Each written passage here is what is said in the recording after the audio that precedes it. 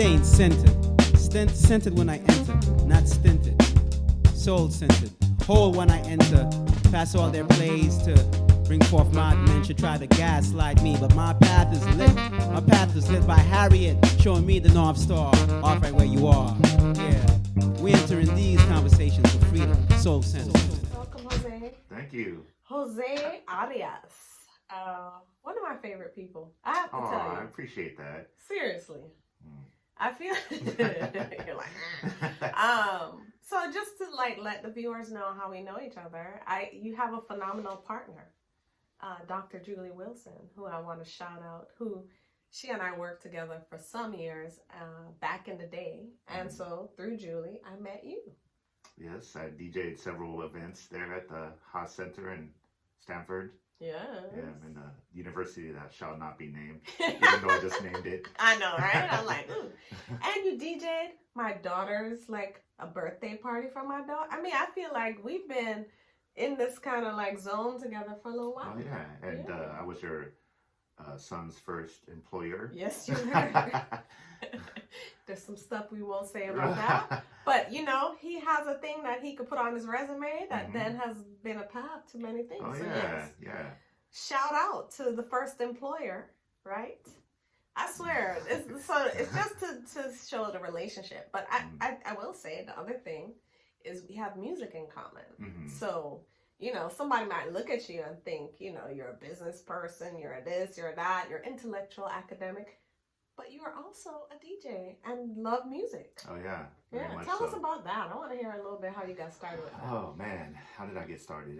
I've been raised with music in my life since day one. My father was, an avid collector of Latin music and, English music as well. Mm-hmm. He loved, disco, and he loved rock and R&B, soul, but the other side, which was what he mostly collected, was like the cumbia, the salsa, merengue, the boleros, trios. So I was always exposed to that. I mean, I have fond memories of waking up at 3, 4 in the morning, both in the United States as well as in El Salvador, with him already up listening to music and drinking whatever he had in his cup at that point in the morning.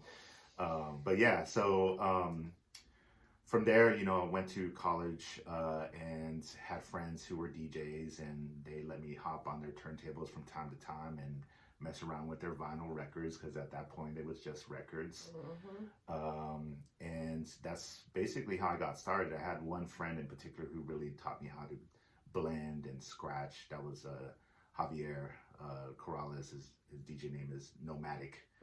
Still DJs, and I actually just saw him maybe about a few months ago. He lives down south now, but yeah. And then from there, just got my own turntables, and I was already collecting vinyl and cassette tapes and CDs and all that good stuff. So it was kind of an easy transition for me to start playing the music on the turntables, and then people just started reaching out asking if I wanted to DJ. So I was always happy to do that for good friends and family, and here we are today. Here we are. And your DJ name is DJ Ill-Equipped? Ill-Equipped, yeah. How'd you get that name? I just was thinking long and hard about what kind of made sense. And, ill has a double meaning like not good and also good. And, equipped is kind of self-explanatory. So I kind of wanted something that kind of played around with the language. And ill is definitely part of the hip hop vernacular, so I kind of wanted to draw from that as well. My original DJ name was DJ Kaka Poopy. No. Dropping the hot shit, Is that true? Yeah. And then thank you for the name change. Yeah. And one of my boys, after he heard the name, was like, I see where you're going with that, but maybe you want to reconsider. And I was like, okay, we'll think about it. Shout out to whoever that was. Yeah. Because I'm telling you, there's this energy around names. Right. And, I feel like Ill-Equipped does a better thing. Yeah. I'm just saying. Yeah. It's a by the moniker. Yeah, I want to take you into. So there's two other musical questions I want to like dig into. Cumbia. So we were just celebrating your mom, and I believe you had a band there that was playing cumbia. Right. And what struck me was the accordion. Is that like the key thing that makes cumbia different? Like this accordion, because like I've heard all kinds of different music, and I might not be able to name them all. But what struck me the entire time was the accordion. Yeah, I mean, accordion is part of a lot of cumbia. Cumbia originated in Colombia. That's where it first started, and then it started spreading throughout Latin America. Has big strongholds in Mexico, El Salvador, obviously Colombia. Those are kind of the three main areas where cumbia is played a lot. And cumbia in Colombia, a lot of it is with accordion. Same with Mexico. Not as much in El Salvador, although there is a type of music that's similar to cumbia called chanchona, which they use accordion while they're playing that music. But yeah, I mean, it's a big part of the cumbia culture. It came with from what I understand, the German immigrants to Latin America. That's how the accordion came. But I think the kind of the bass sound is what is kind of like a commonality with all cumbia. Okay. And it's kind of like okay. It's kind of almost similar to like reggae. Has a kind of similar bass structure to it. Which is what I really love about it. Okay. And then cumbia in Mexico is more. They kind of move more towards kind of like a electronic type music, but it's more like old school electronic music. And they also slow down the cumbia records from Colombia, which they call rebajada. That's what the sound systems do. Like the DJs, they'll make it like half speed, and then there's like a whole dance that goes along with it. Whereas in El Salvador, it's just like a lot of kind of medium speed, medium pace cumbia, and it's a lot of kind of like sexual innuendos, which is which is kind of what El Salvador is known for. They like to play around with language like that. I didn't know that. Yeah. Okay. Well, this is what leads me into my second musical question, which will take us into the conversation because. Over the years knowing you, we've gone to quite a few concerts. You've put on, you do this, is it called Latin Fresh? That's one of the artists that we brought, but the it's an event first Friday, monthly. first Friday of every month, it's called Culture Latino. There you go. Yeah. There you go. Yeah. Okay, thank you. And that's at 7th West in Oakland. Let's Shout do out. a little ad. Bay Area, come through. Every first Friday. Thank you.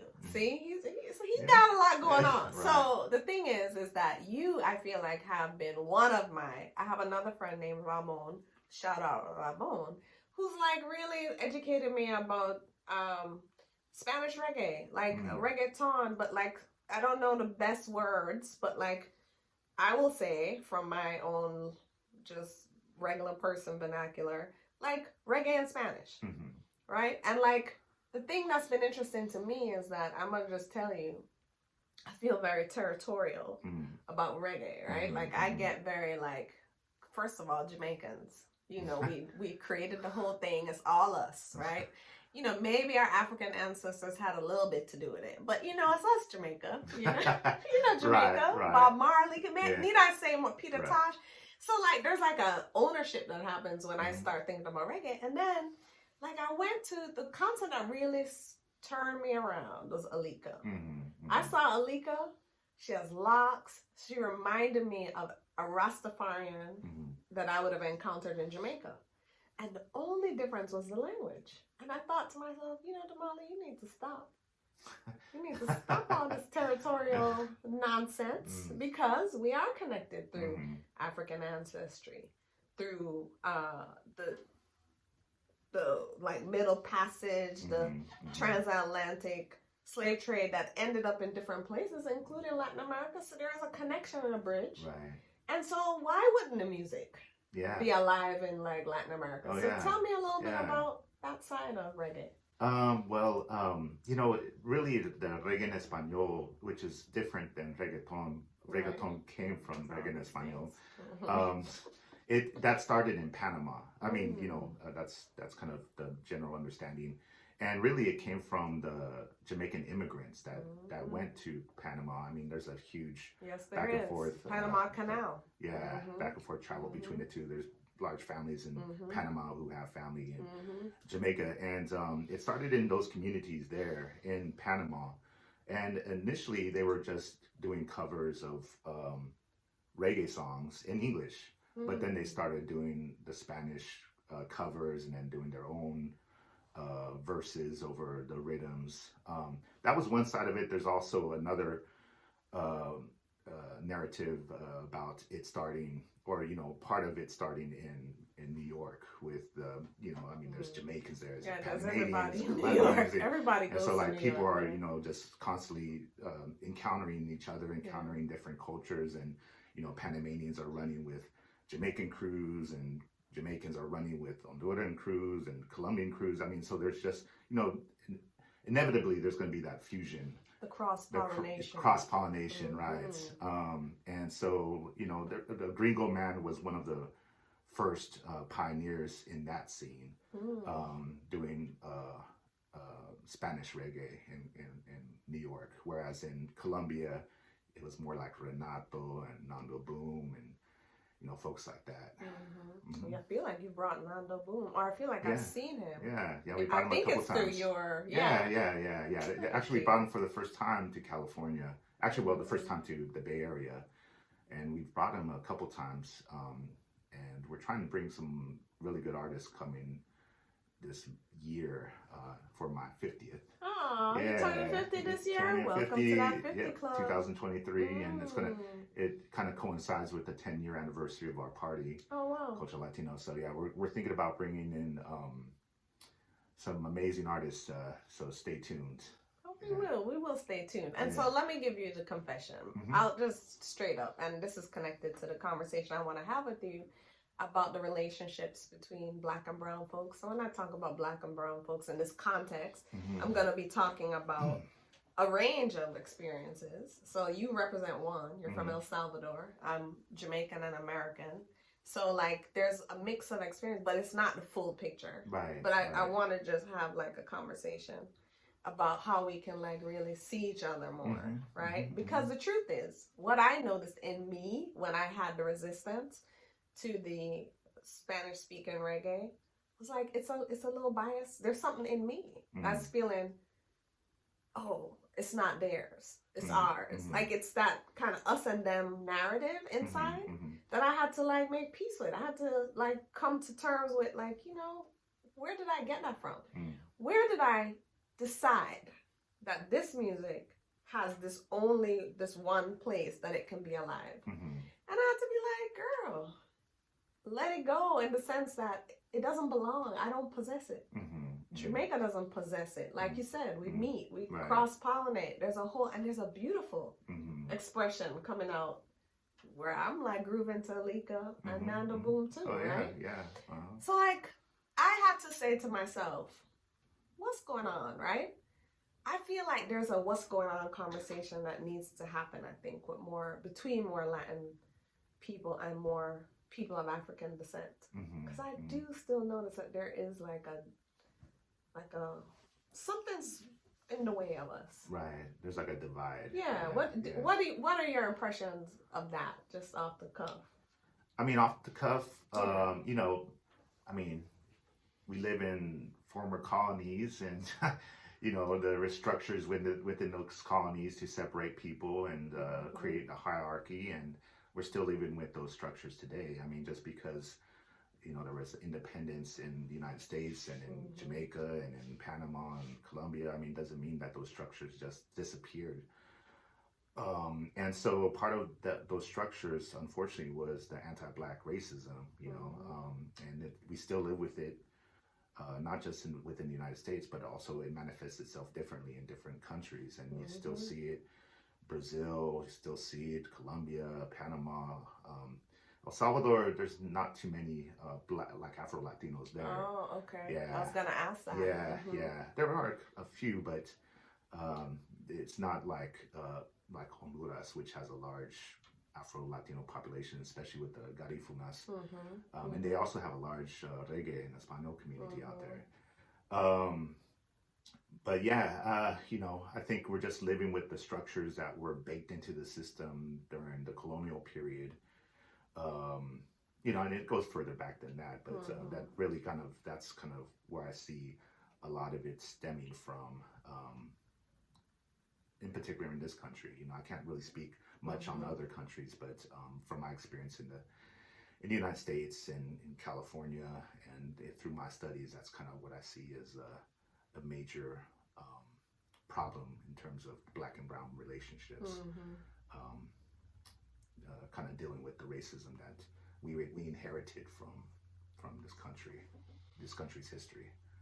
And you mentioned the colonizers, Right. and that's the part that to me is really sad, is that between the legacy of enslavement, the legacy of stripping people of land, and I think those two are so parallel. So like you trap and enslave bodies, and then you take rip land from people, and so I think those have been parallel experiences. And from what I understand of history, the Native American population were really the primary in this country target population for land being taken.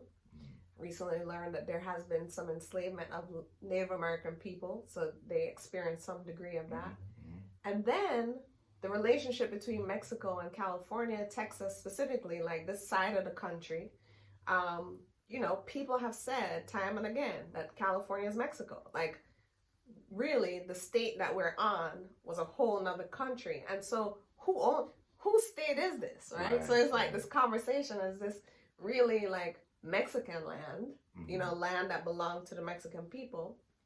And not doing my geography precisely, I know that like El Salvador, Mexico you're in the same geographic regions, right? So is there like a relationship too, in some ways, between this kind of land grab in California, the fact that Mexico, it feels like, lost that land, and El Salvador? Is there any like piece in that has a relationship to El Salvador, or is it just is it Mexico was the primary target? Yeah, at the when Mexico lost the Southwest, it was no longer a part of the Spanish Empire. It had already gained independence, and it was separate from El Salvador. Okay. But yeah, you're absolutely correct. That after that Mexican-American War, I think the United States gained like a third of its landmass with the Treaty of Guadalupe Hidalgo, and that absorbed California, Arizona, New Mexico, Texas. Well, Texas was, I think, a little bit different because there was something else going there. Actually, history. Yeah, there's so much to learn, which is the thing that is like, ooh. Right. Yeah. It was its own beast, but I think it was still part of that whole treaty. But yeah, it was separate from El Salvador. Mexico also didn't have a lot of African folks who were brought in, because there were so many native folks that they used for slavery in different iterations, and there was a lot of mixing going on, but between the white folks and the indigenous folks and some of the African folks that were brought in, but primarily it was the natives in Mexico that were the essentially slaves, but with it throughout Latin America, really any Catholic country, there was this person his name is Bartolome de las Casas, who basically was saying that native folks were essentially had souls and could be saved. They were kind of like children whereas Africans, you know, they could basically be used as chattel slavery. So that was a line. That was the line that it was drawing, and that kind of gave justification to bring all these black slaves into the Latin American colonies during the Spanish colonial period. Yeah. So yeah, it was pretty nasty how that happened, and you know, the justification that was given, and we're still living with it to this day. You know, you know, same thing as similar to the United States. Afro-Latinos in the various former Spanish colonies are definitely, you know, typically the least wealthy, you know, have you know, little to no property, you know, dealing with the criminal justice systems more so than other populations. But you know, once again, it's different for each country, but that's kind of like a generality where there's a large presence of the Afro-Latino community. Yeah. But you know, that's the part that I really wanted to dig into today, is the fact that somewhere along the line was that narrative, right? Was that process of socializing folks to see one as more human and one as less human. And that was correlated to the color of your skin. Bottom line, we've had a whole global kind of mechanism at play that the lighter you are, the better you are. The darker you are, the lesser you are, is the narrative that's been, and we inherited it. And so, you know, we're raised in our home, society around us telling us this, and then it shows up. Which part of this do you still see showing up in Latin American culture? If you want to speak specifically to El Salvador, maybe. Like, I want you to feel like where your experience is, and not to speak for all people. Right. I want to be sure none of us here are speaking for all the people. Yeah. So, I mean, you know, one thing I just wanted to clear up, like, I was born in the States. I was born in San Francisco. My father's from El Salvador. My mom is, you know, her family's originally from Missouri and from before then, like Europe, you know. So I'm a mixed race person. But from my experience in El Salvador, you know, since there are not a lot of Afro-Latin folks, really the kind of the hierarchy is between like white folks, former families from that, you know, who's did little to no mixing over the years, over their generations, who were able to have wealth concentrated in their hands. They definitely stand at the top of the hierarchy, and at the very bottom are the more like indigenous folks. You know, one of the main groups there is the Maya. Pipil Maya.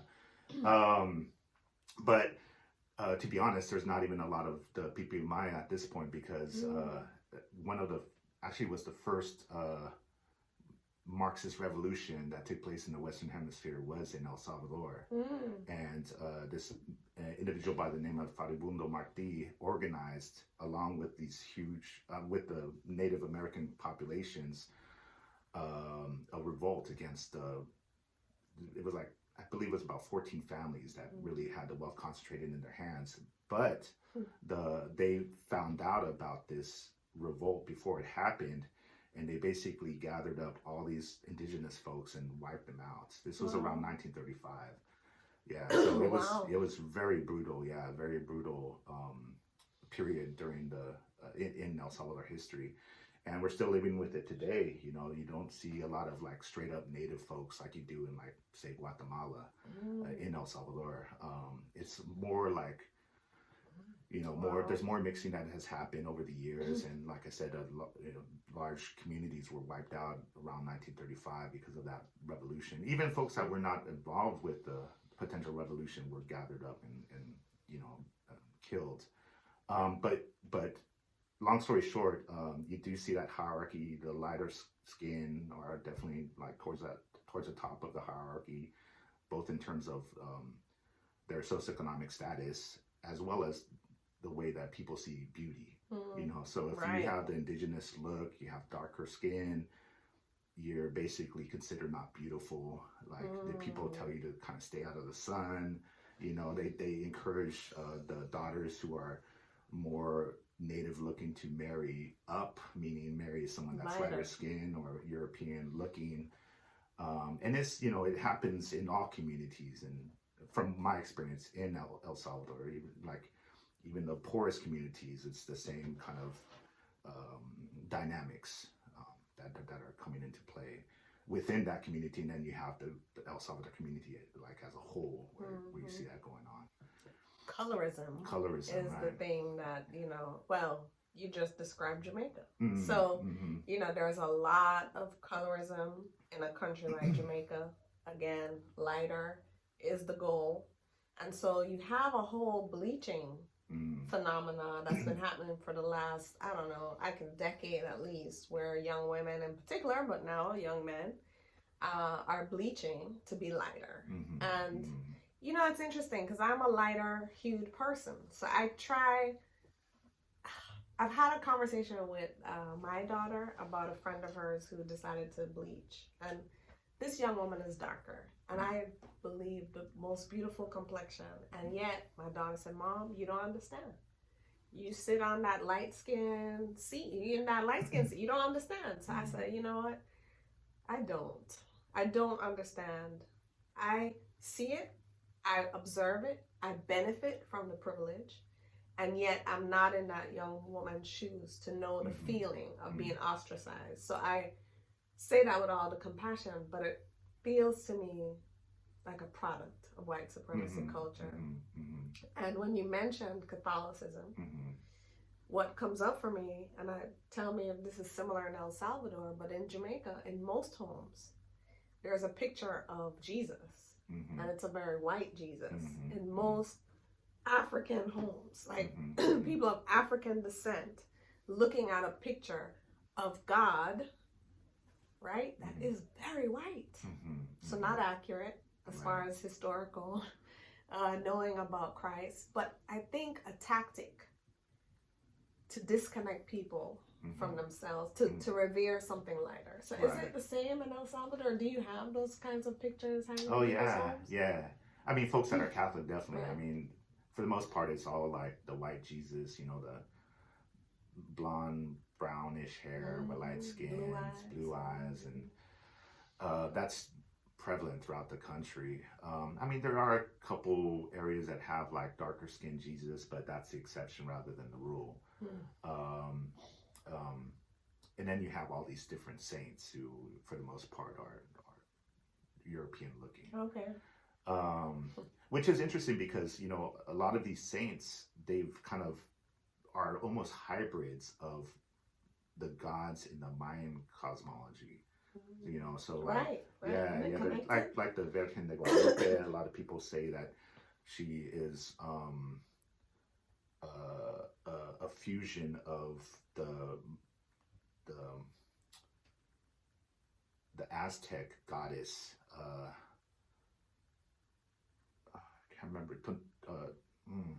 can't remember her name, but it was a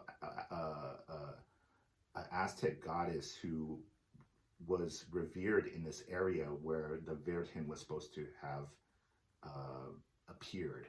The hill of Tepeyac. It was a religious center in the Aztec community or the Nahuatl community before the Spanish even arrived. And so there's some kind of conversation around whether or not it appeared, she appeared there and to this native person, or if it was something concocted by the Spanish to kind of use the kind of authority that place represented and steer people towards the Catholic Church. Yeah, but she's almost revered like this goddess. I wish I remembered her name, but that's okay. Yeah, but yeah, so you see a lot of that in Latin America, kind of like these. The Catholic Church there is definitely very different from the Catholic Church in Europe. There's a lot of this kind of like this fusion that happened that occurred between the native religions and the Catholic Church. Yeah. Have you been to Cuba? I have, yeah. So that's for me, because Jamaica and Cuba are very close in just proximity, but I know culturally the Santeria, to me, feels like a mix of Catholicism with the African-centered religion. Yeah, definitely. So it feels like that's a similar thing that you're expressing. Yeah, it's definitely, it seems very similar. And I know that, you know, they use a lot of like Catholic kind of artifacts or paraphernalia in their ceremonies. At least that's from what I've observed. But yeah, it's definitely seems to be heavily African, you know, kind of like the ceremony of it. Yeah, but I mean, the thing that we're talking about is like the way spirituality has been interwoven, and the way that I understand from history, the doctrine of discovery and different things, that religion had a big part in the enslavement process and in the socialization of the lighter you are, the better you are. You just mentioned, you know, the saints and all the things, and all of that is white, right? So here we are as people, and thank you for sharing kind of the identities that you hold. You know, like you, I was born in the United States to Jamaican parents, and my mother migrated here when I was young, and so I ended up living here and growing up here. And so I think we are a representation of that kind of mix of people that bring different views, including a kind of Americanized view, which is a little separate than maybe the folks who never left El Salvador, just like the folks who've never left Jamaica have a different perspective sometimes than I do. So here we are. You've been socialized into this process. You're growing up in the United States. What do you notice growing up about race, about anti-Blackness? What are some of the experiences that you can say maybe were foundational in how you show up today? Well, I was born in San Francisco, raised a huge part of my life in the Baptist church. On my mom's side, that's where, you know, they kind of placed their allegiance. Southern Baptist by Okay. But that kind of really gave me a lot of ideas around race when I was growing up, and it didn't really strike me until I was in probably high school, was when I really started noticing things in the sermon that didn't really sit right with me. I mean, there were things, you know, growing up that comments that people would make. One thing I remember in particular was this, like, you know, kind of quote unquote aunt of mine who was saying that, you know, did you know that Mexicans are in the Bible? And someone was like, what do you mean? And she's like, yeah, it says something about those who piss on walls or something like that. And I was like, well, you know, I was young at the time, so I was kind of like, you know, I'm not Mexican, but, you know, you could feel how that, I could feel how it just didn't seem right, you know, especially that type of conversation within the church, which is supposed to, from my understanding, like promote empathy and understanding and respect for different folks. At least that's what, you know, they claim to express and instill in folks. But like when I was around 15, 16, 17, I started seeing or hearing these things in the pastor's sermon about Black folks in particular, and how, you know, Black folks stem from the cursed son of Noah, Ham, and, you know, and they're like a cursed race, and so I in the sermon. In the sermon, yeah. And so, you know, one day I actually confronted the pastor in his office, and he basically broke down this whole theology to me, and I was just like, you know, I couldn't sleep that night because it just really, it was totally antithetical to what my understanding of, you know, Christianity was, my understanding of like God and Jesus and the Bible, and from that day on, I didn't feel comfortable in that church, and eventually I was forced to choose between either staying with that church and returning to weekly service, or going and one last time to say I no longer wanted to be a person who was associated with that church, because my mom told me that either I had to do it or she would do it herself. Yeah, so long story short, I had to stand in front of the whole church and tell them that I no longer wanted to be a part of that church. Yeah. And immediately after I told the church that I didn't want to be a part of it, the pastor started attacking me in front of everyone, and I just basically walked away. Yeah. And that's in California. Yeah, that's in Watsonville, or Wow. yeah, it was Watsonville. I mean, I was wondering if it was Freedom, which is the next town over, but it was Watsonville proper. Mm. So, you know, and the thing is that even though like a lot of my memory growing up isn't vivid, I think that that sermon and the messages were kind of baked into me in ways that I don't even realize to this day. Mm. Things that, you know, I'm living with, my biases that I'm Right. working through were part of those biases were from those type of sermons, you know, things that the messaging that I was receiving without even knowing it. Mm-hmm. That, you know, that I feel like I still need to unpack. And then, you know, just by virtue of being born in this country with its long history of violence towards Black and brown folks, violence towards Native folks, you know, it's inevitable that you're going to be living with those type of issues within your body, you know.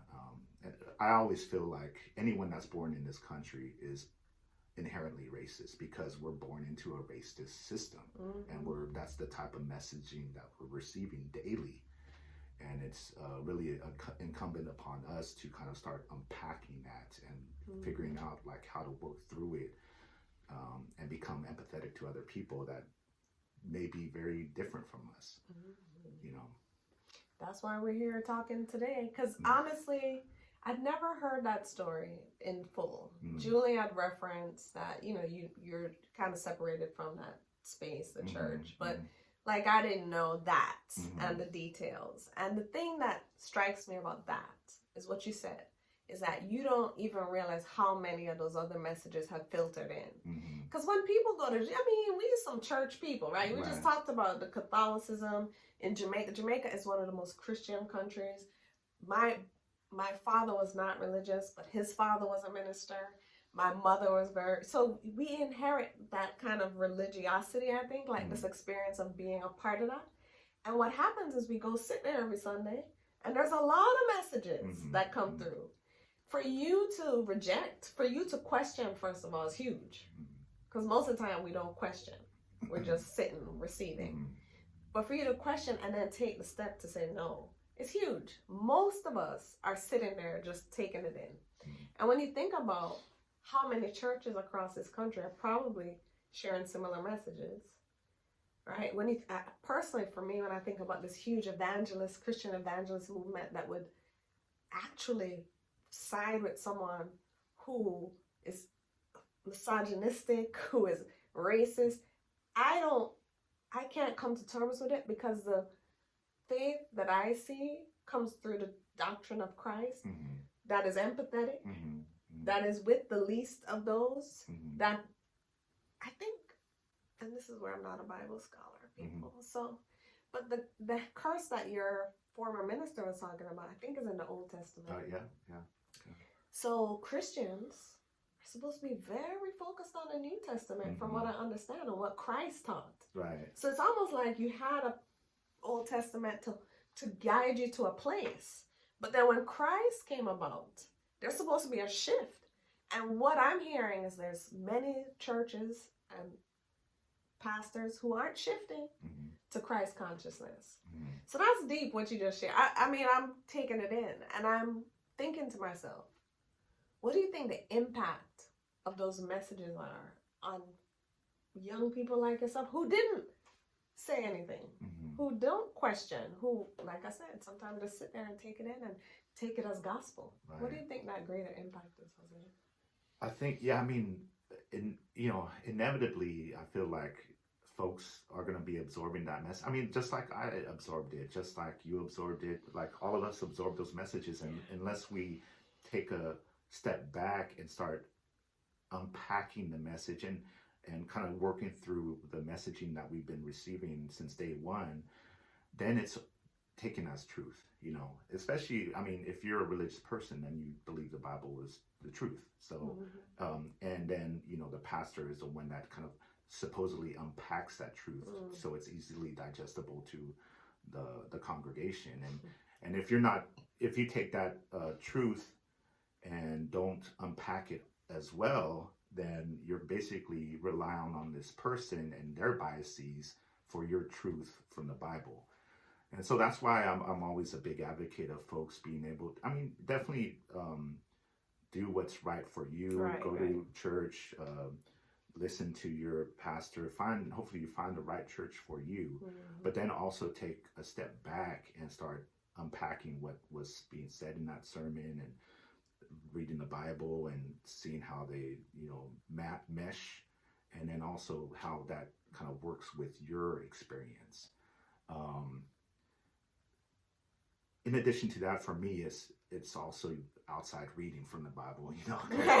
I can't rely on the Bible for all my truth, you know. I need to know what happened in this country, you know, historically, and to understand like the present day. And I think, unfortunately, a lot of people in this country depend on the word of other people for their truth and don't really take that additional step to kind of unpack it critically and reach out to other folks that look very different from them to hear that person's truth and then kind of integrate it into the way that they see the world. One thing that I've always had a problem with is that oftentimes we're forced to see people as black and white, not meaning like black and white, you know, race, but like binary, yeah. And I think that the world just doesn't work like that. I mean, we treat the world like that, but that's not how the world operates, at least from my experience. I think that there's much more gray than black and white.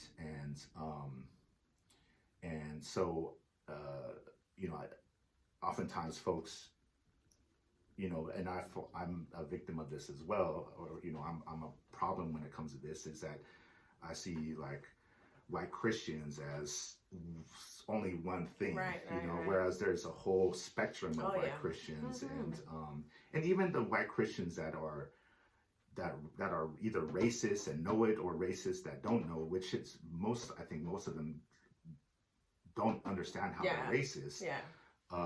That's not just their only identity. They have all kinds of different identities, and if we're able to kind of find the commonalities, then we're able to start working on other issues and also be open to their truth, you know, because they have a lot to share. And I think oftentimes folks cast them aside as completely ignorant, but I think that that they have some truth, they have value, and they have stuff to share that we could learn from, you know, as long as we're being really respectful and open with each other. You know, I can't receive everything they're giving and not expect them to do the same. You know? Yeah. Well, you said several things that I want to ask a little bit about history, and then I want to go back to the white folks that you just mentioned. And I like to talk about white folks because I think that there's a responsibility that white folks have to support in ending racism of all kinds, oppression of all kinds. So we'll get back to that. But history. So there's a movement in this country to shut down history, right? They call it anti-CRT, but it's really anti-truth, anti-history. And I was in a class at Prescott, because I'm in this master's program at Prescott College in social justice and organizing. And apparently one of your former students, I call him Professor Medina. Oscar Medina. Yeah. Right? It was he's been my instructor a couple times. And this first one, the class was called Radical Pedagogies. And he exposed us to a whole bunch of content, history from Mesoamerica. And it was in that class that I really started to put some things together about my own biases. And maybe it's not only biases, but my own not knowing about, my own kind of like ignorance, there's the word, to Mesoamerica, the contributions. Of course, I've heard about the Mayans and all that, but what did I really know? And that's the part that I think is missing for so many of us. What do we really know about each other? Right? What do we really know about the history of Mesoamerican people? What do we really know about the history of Africa and African descended people, Native, right? And me learning that supported me so much in like letting go of some of my own biases and my own kind of like us and theming, where it became us. Like we're connected. What do you think is the importance of teaching history? What do you think is the importance of teaching this kind of history from your seat?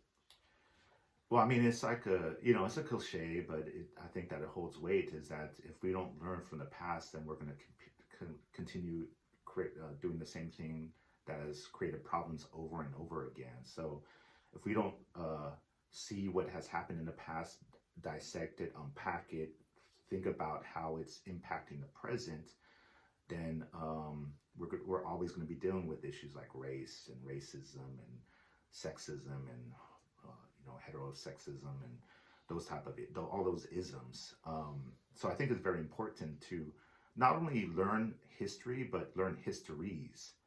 Because there's so many different ways people have lived their lives, communities have lived their lives in this country, and there's not just one narrative, but there's many different narratives that are woven together into the history of this country. And so if we don't kind of, if we only take one of those histories as truth, then we're really doing a disservice to all these other communities who may have experienced it very differently. And really, I think it's important for us to learn those histories, be open to those histories in order to really see what's happening today across the different communities so that we can prepare for tomorrow. Yeah, and I mean, that's what the elders and the wisdom keepers keep teaching us. Learn from it so we don't repeat it. And yet there's so much like there's so many barriers, and I think inner barriers to wanting to learn, because I think the socialization. I think so many of us have been taught to like focus really narrowly on our experience and to make other people the problems in our society. And I think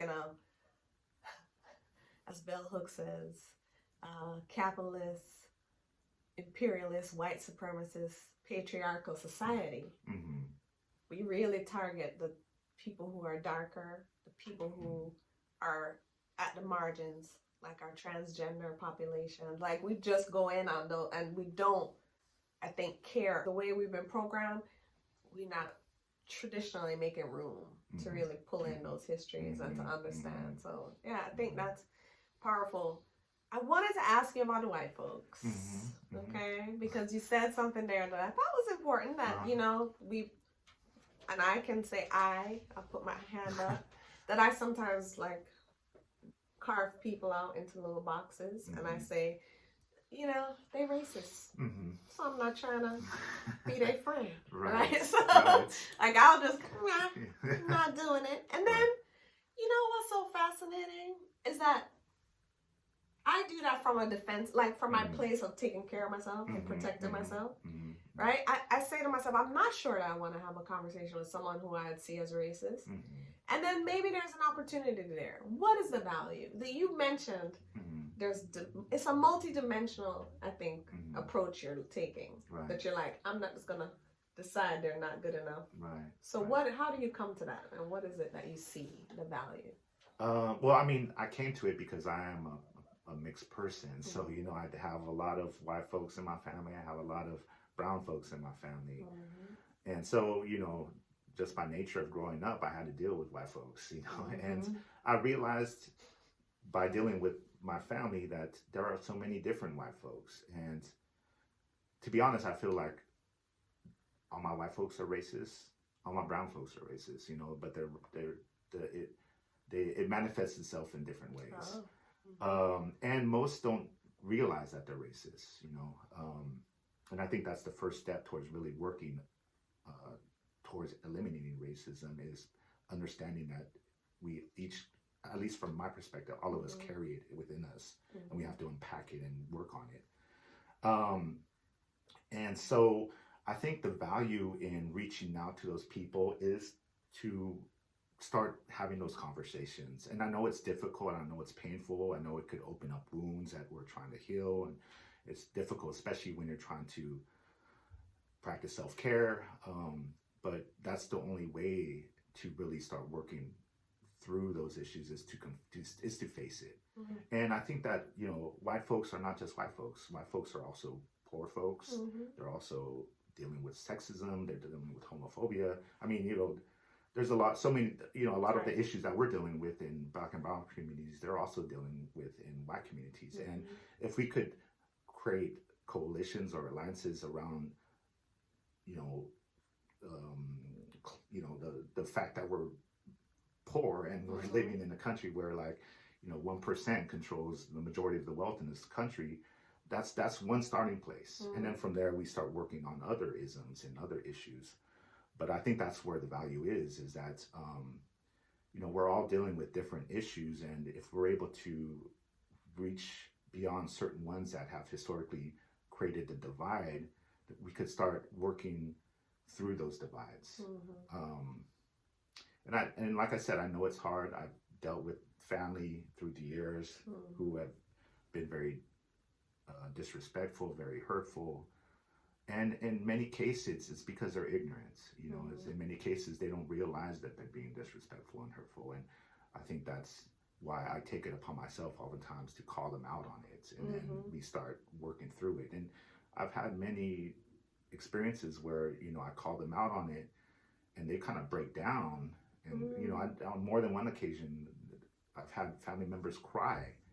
And I know sometimes, you could say that not you, but people can say that, it's just what do tears represent, except maybe pain in the moment. But if you're not willing to work on it after that those tears have dried, then it really doesn't mean anything. But I feel like I have definitely reached some of my white family who have, broken down and cried. And then they reach out to me to kind of figure out okay, how do we get past this? How do we work through this now?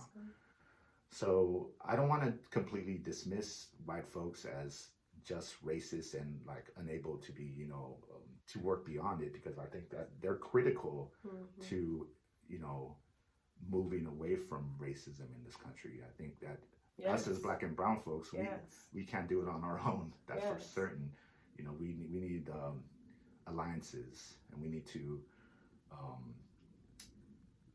work with each other and work across differences, including with white folks. Yeah. Including with, white folks who are racist, which is difficult and challenging, but it can happen. Yeah, I'm laughing because here's the thing. My hypothesis in this moment is that white folks have the vast majority of this work to do. And I think you just modeled something I think. I think that when you are someone who's connected, so you said you're mixed race, you have European heritage.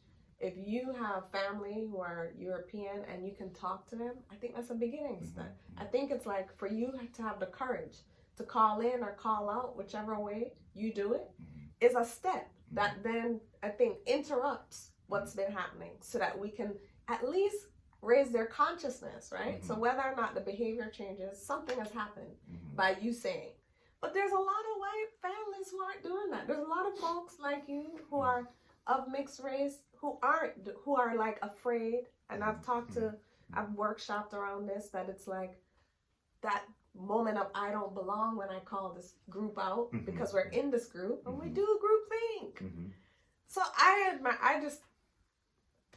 love you anyway, but I'm just saying I admire you for being a voice. And I want to hear and I have another question that's coming up, but I want to hear when you do that, how are you feeling? What's happening in your body?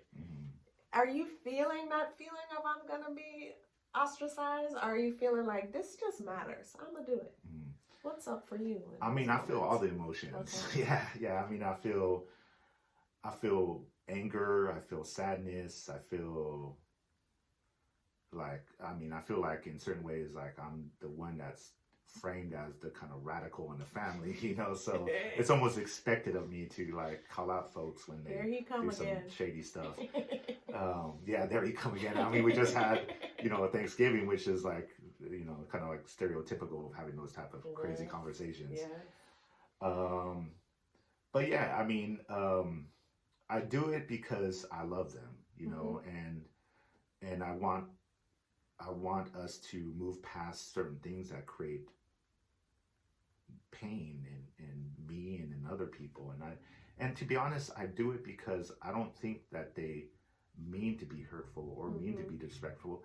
They're programmed just like the rest of us.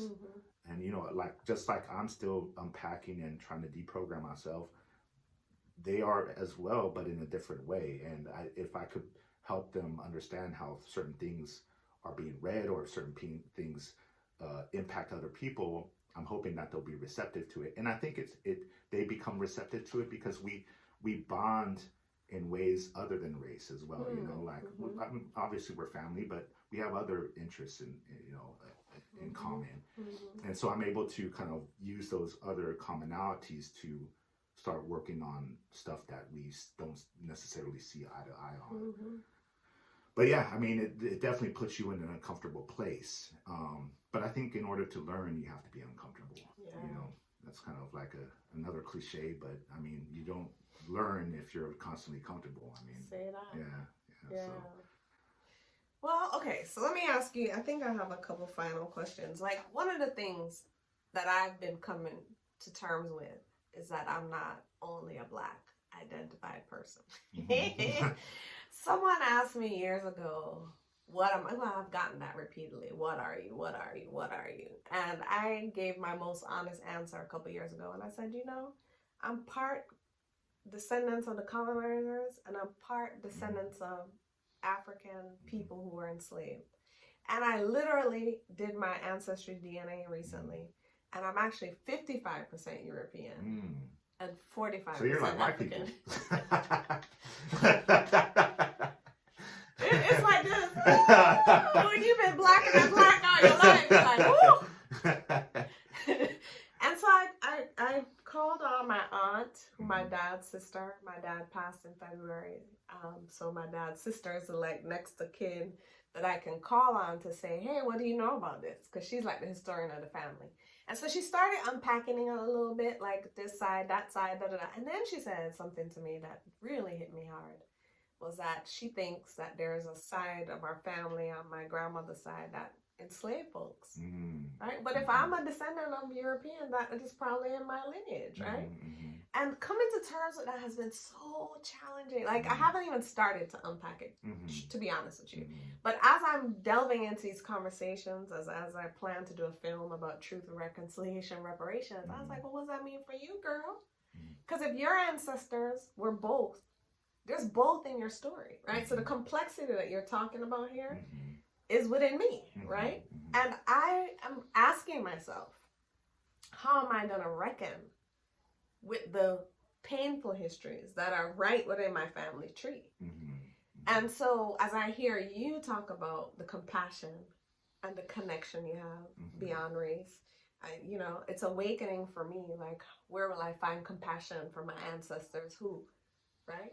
And then how do I show up with the awareness of all of that that's within me? And I hear you saying you show up with an awareness of all that's within you. And I wonder, like, in this connection that we're having this conversation about Black and brown relationships. Like, you said you're the radical one, right? That they looking at you, here he comes. Like, when you have that conversation with the family member, what happens next? Like, and how do you can't control other people. Well, how do you, like, move forward?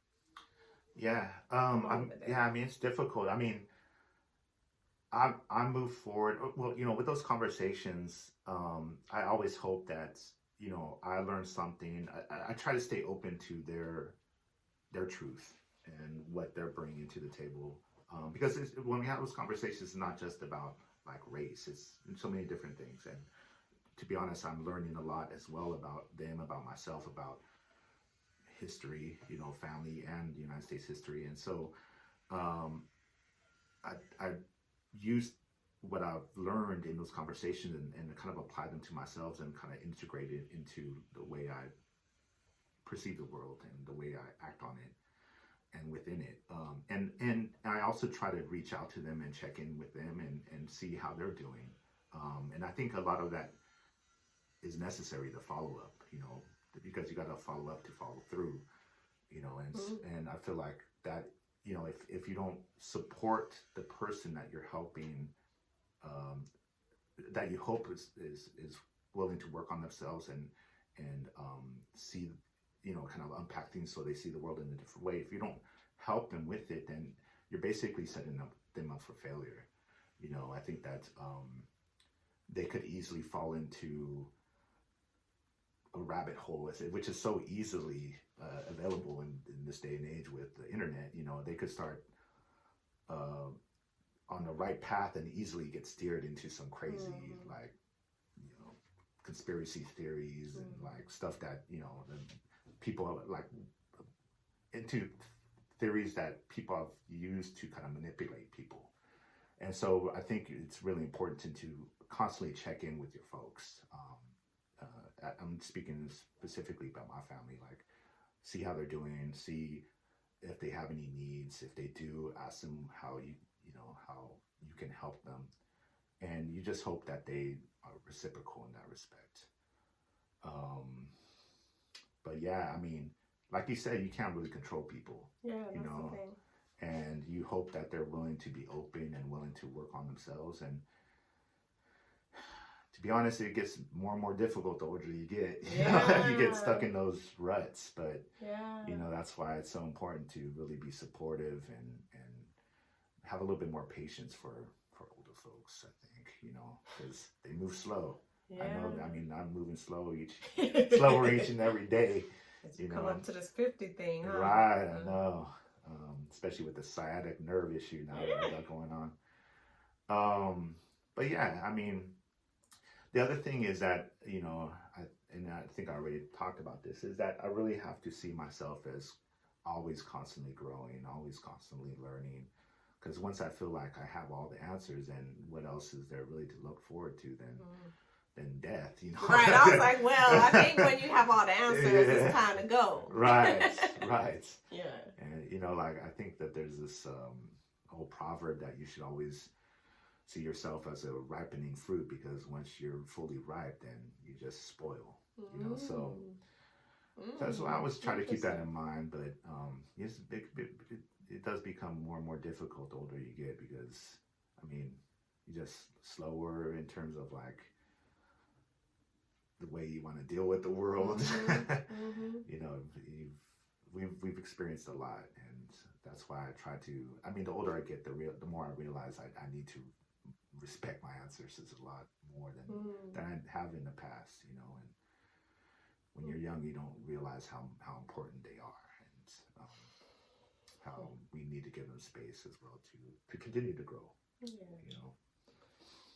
I think, thank you for that, Jose. One of the reasons I wanted to talk to you, honestly, was this whole thing a few months ago at the LA City Council with the different council members having the conversation where they really said some racist things and had to, like, it seemed to me like an environment of agreement and, like, laughter and, like, just being in that space. And I thought to myself, as a Black identified person, but we've unpacked it, I'm intersectional with, like, not only Black, but queer and many things. We're many things. We're not just one thing, right? But just as a Black woman who's also a mother, listening to that, there was something that just really hurt at a deeper level for me, to know that we would still be in 2022 in a place where that conversation would occur and that there would be agreement in the room. And so I wanted to ask about that. And what was your experience of that? If you know about it, first of all, I'm assuming you do, because you're saying, so I'm assuming you like, yes, I remember this. What was your experience of that? And what do you think is a path forward in that example to have greater understanding?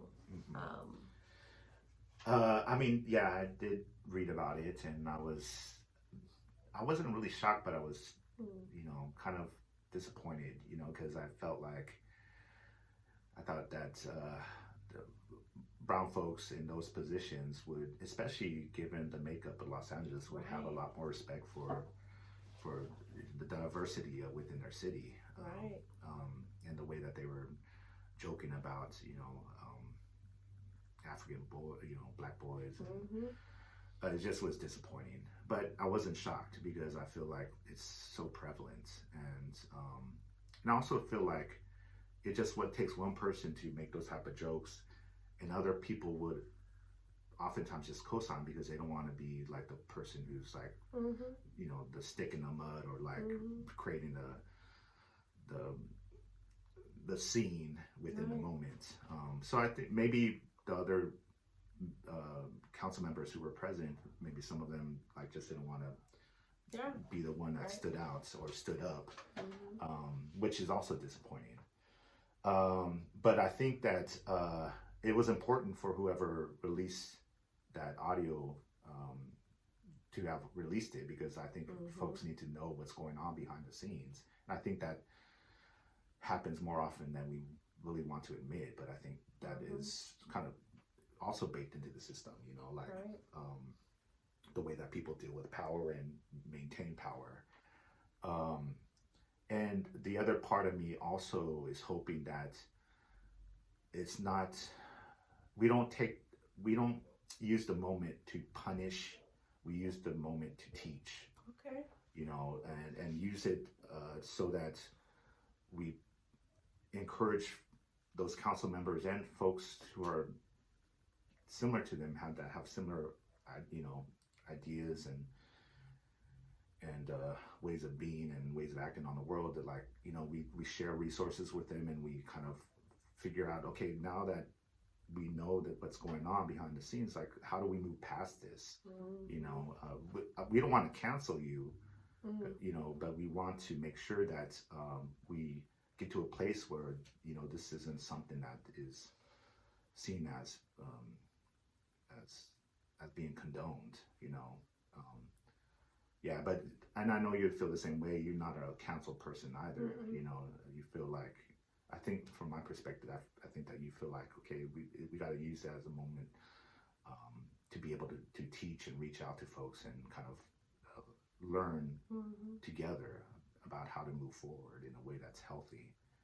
So I think, it could be used as a moment to just punish someone, but what really does that do except for make this one person's life, maybe a living hell or whatever, which maybe, in certain ways, like, I feel like maybe that's what they deserve. But then again, like, I think that there's something greater that can come out of it that could not only help this person, but help the community. This conversation is too good, because I want to ask another thing, and I was like, oh, I'm going to wrap up soon, but I really do want to ask. Let's talk about cancel culture for a second. Because I agree with you.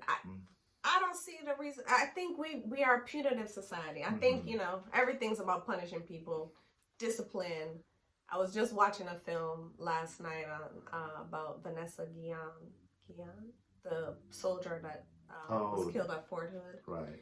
And they were describing the military and the way that command works, right? And it's like, it's highly hierarchical. So there's no middle ground to like learn and to grow together. And I think what comes up for me when you say that about cancel culture is like, yes, I think we could have teaching moments. And in the context of the Vanessa Guillen story, even those military officers, there's a lot they need to learn about sexual harassment, sexual assault, and the damage of that. And if we could educate, like if we could teach and like really help people understand the violence and the harm, we might shift things, right?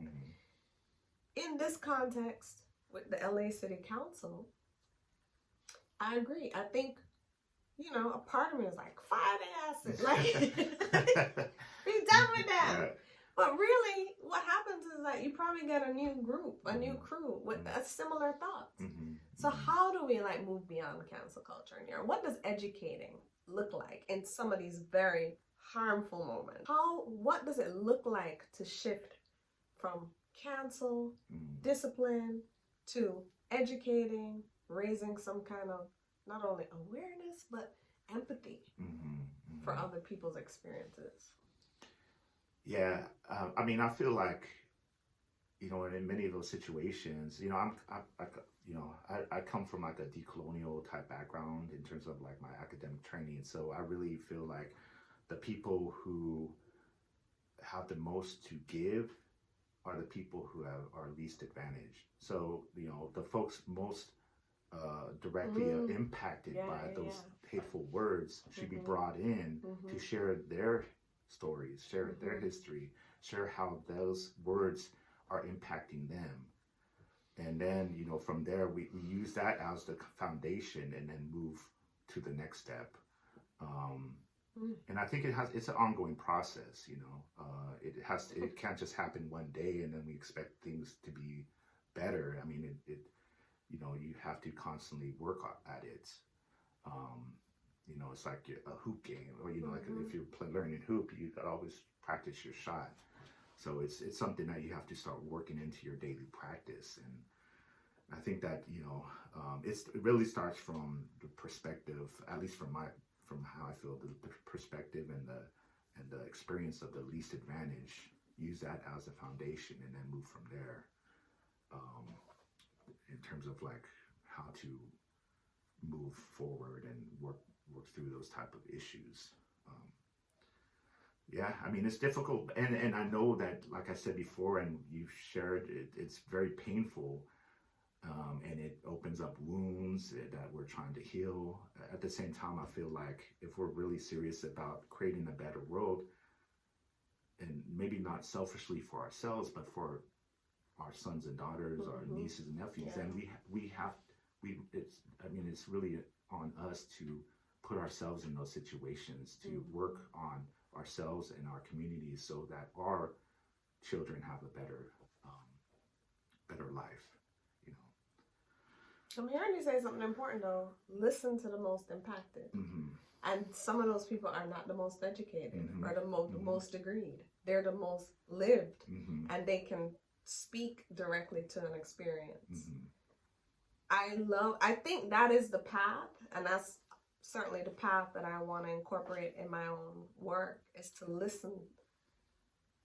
I don't know if you know about the Zapatistas, you know anything about it? That to me, like when I read about the Zapatistas and the model of, like, as a leader, it's obeying.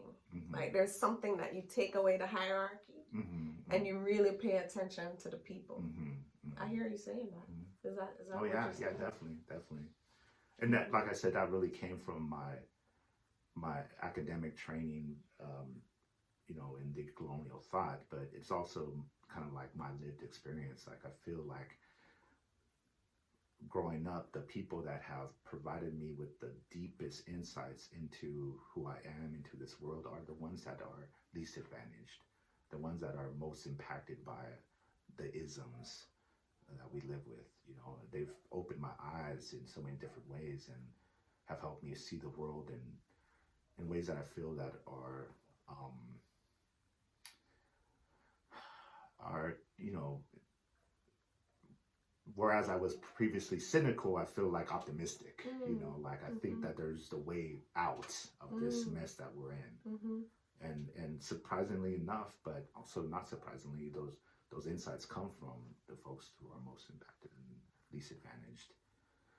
So we gotta listen to the people who say that they've been sexually assaulted and harmed. We have to listen to the people who say that they've been most impacted by racism, by ableism, by like all the phobia, transphobia, we gotta listen to the people, right? That's what I'm hearing you say. Thank you, Jose. Is there anything that I didn't ask you today that you wanted to speak to? Is there any last thought you have? Nah, I just want to say thank you for inviting me. It was a great conversation. I wasn't sure like how it would go because like, what's she gonna ask me? But I feel so grateful to be a part of this, and I think it was an amazing conversation. I really always love talking to you, Damali. Yeah. Same here. Yeah. Thank you, Jose.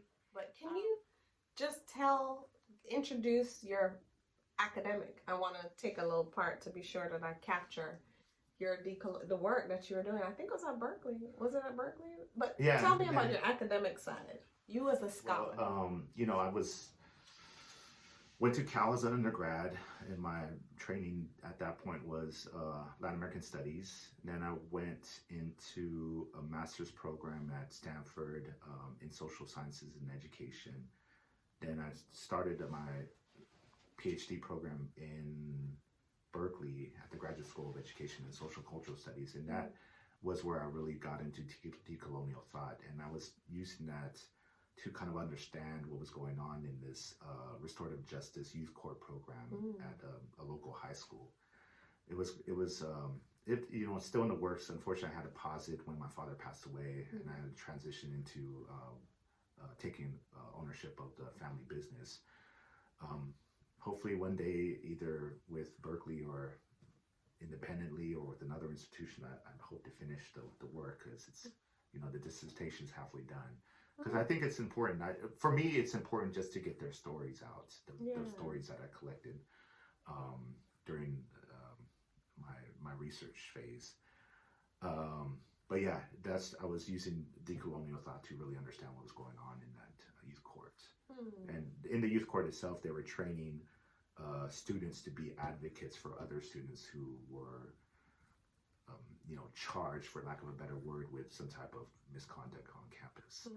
So it was interesting, because it was kind of like structured in a way that was problematic, because it was like a court system with lawyers and a judge, but they also were trying to integrate restorative justice principles and practices into the process. And there was a lot of good, some problematic aspects, but it was very interesting. Here's to the decolonial thought. Yeah. And that work. And I know you're going to do it. I know it's going to come to fruition. So thank you. Thank you, Damali. All right. It's a wrap. Soul-centered conversations, contemplating what moves to be making, what is the next path in this pasture.